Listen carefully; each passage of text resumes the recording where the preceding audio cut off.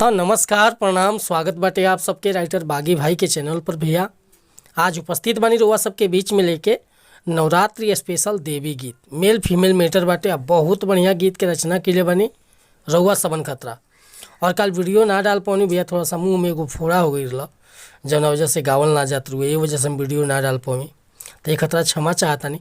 आज के बहुत मस्त मेटर लिखाइल बाटे रउआ सबन खतरा। भैया अगर ये गाना के बढ़िया म्यूजिक मिल जाता, बढ़िया ढंग से गायकी कर देता नहीं तो पक्का तुरंत वायरल हो भैया। बहुत मस्त मेटर बा। तो चलिए मेटर के शुरुआत के लिए कि कैसे गावे के बा, का एकर धुन कंपोज होइल बा।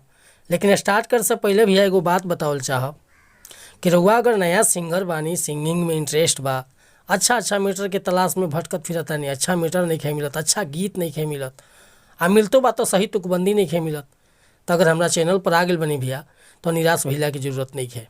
रउआ जैसन भी मेटर चाहत होखब लिखवावे के, चाहे हिंदी में चाहे भोजपुरी में, बिल्कुल उचित चार्ज पर रउआ के मस्त मेटर मिली भैया व्हाट्सअप के जरिए।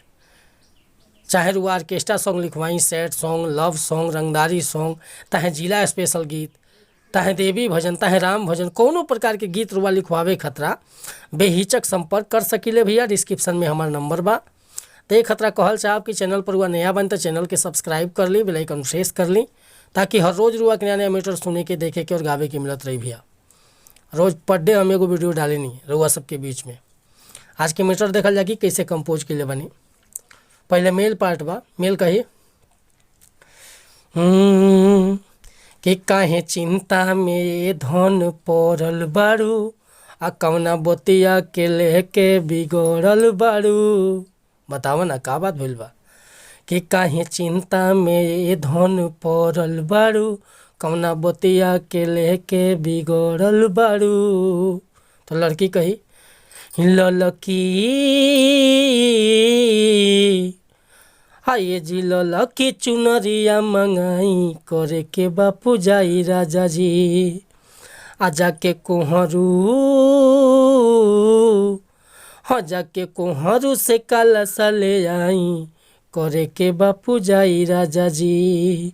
हाँ ललकी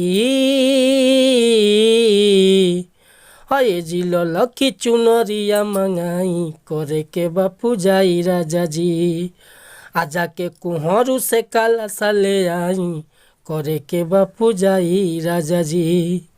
तक के मेल फीमेल गा सकता भैया बढ़िया से म्यूजिक बनवा के। अगर ये मेटर पसंद बा लिखवावे के चाहता नहीं तो हमारा व्हाट्सअप नंबर बाटे 8874473128। तो बेहिचक रुआ संपर्क कर सकेले भैया। एह मेटर खतरा, अन्यथा पर्सनल मेटर खतरा, कोनो प्रकार के गाना लिखवावे खतरा, आता है नया म्यूजिक बनवावे खतरा, बिल्कुल उचित चार्ज लागी भैया। मीटर मस्त मिली, म्यूजिक मस्त मिली। मिला तनी फिर से हम अगला वीडियो में कुछ नया गाना के साथ। तब तक के लिए रुआ सब सन्मति चाहता नहीं। नमस्कार प्रणाम धन्यवाद भैया। जय हिंद, जय भारत, जय भोजपुरी समाज।